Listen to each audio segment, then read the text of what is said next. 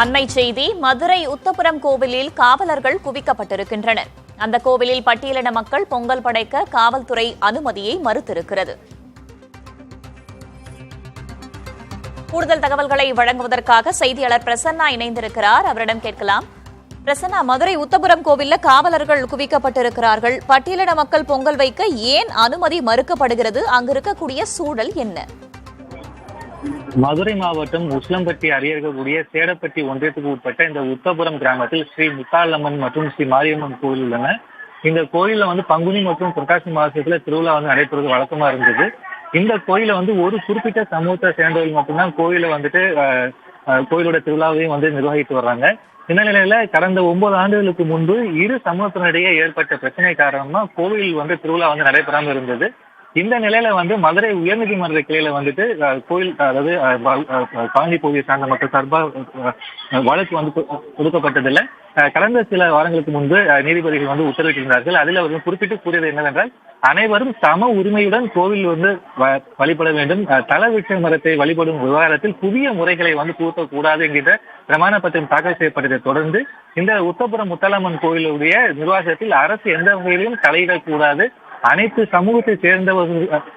சமூகத்தை சேர்ந்தவர்களும் எந்த விதமான பாகுபாடும் இது சுதந்திரமாக இந்த கோயிலில் வழிபடலாம் என்கிற விஷயத்தில் நீதிமன்றம் உத்தரவிட்டிருந்த நிலையில்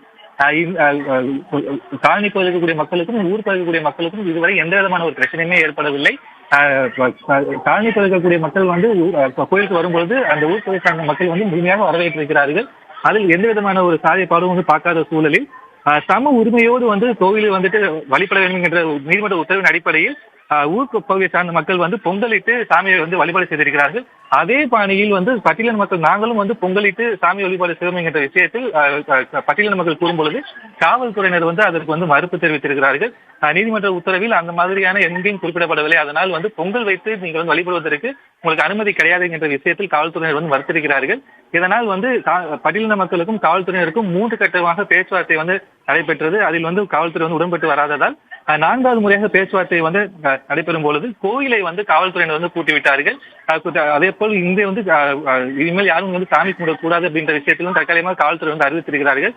அனைவரும் கலைந்து செல்லுமாறும் அறிவிக்கக்கூடிய சூழலில் தற்போது பட்டியலின மக்கள் தங்களுடைய பகுதியில் இருந்து பொங்கலை தலையை சுமந்து கொண்டு ஊர்வலமாக அந்த கோயிலை நோக்கி தற்போது புறப்பட்டு சென்றிருக்கிறார்கள். காவல்துறையினர் அந்த கோயில் வளாகத்திலிருந்து ஒரு 100 மீட்டருக்கு முன்பாக வந்திருக்கக்கூடிய அந்த பட்டியலின மக்கள் தற்போது தடுத்து நிறுத்தி தற்போது பேச்சுவார்த்தையில் ஈடுபட்டு வருகிறார்கள். பட்டியலின மக்களும் காவல்துறையும் சமரசமாகாத நிலையில் தற்போது தரையில் அமர்ந்து பட்டியலின மக்கள் எங்களுக்கும் நீதிமன்றம் உத்தரவிட்டது போல் சாமி வழிபாட்டில் சம உரிமை எங்களுக்கு வேண்டும், நாங்களும் பொங்கல் படைப்போம் என்கின்ற விஷயத்தில் தீர்க்கமாக இருந்து தற்பொழுது காவல்துறையினர் வாக்குவாதத்தில் ஈடுபட்டிருக்கிறார்கள். இந்த பகுதியில் முழுவதுமாக போலீசார் குவிக்கப்பட்டிருக்கிறார்கள்.